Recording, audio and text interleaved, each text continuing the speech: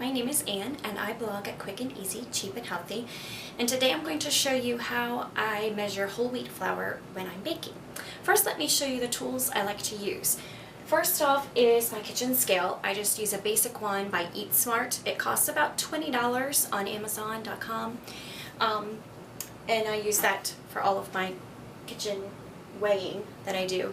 And then I just use this mesh strainer as well to sift the flour as I'm weighing it.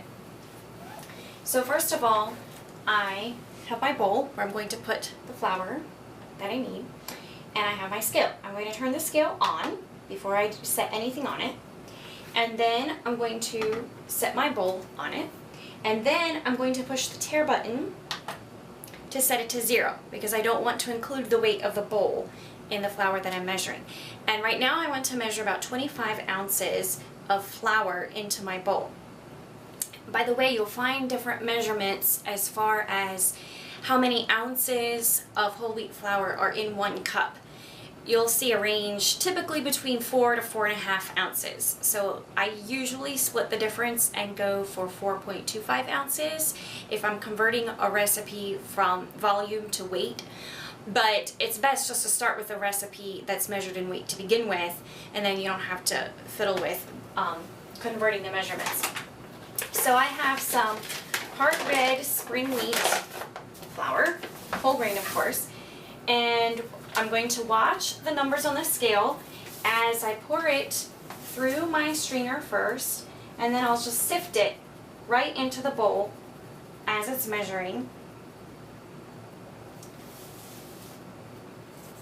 until I get to about 25 ounces, which is what I need for the particular recipe that I'm doing. So I'm just keeping the strainer low in the bowl here. And this is actually ground pretty fine. It's not leaving behind much grain or other particles like some brands that I've used have. And those brands, they can really affect the texture of the recipe, whatever you're making with whole grain flour, which is why I like to sift it, because then the texture is not altered significantly, or as much as it could be.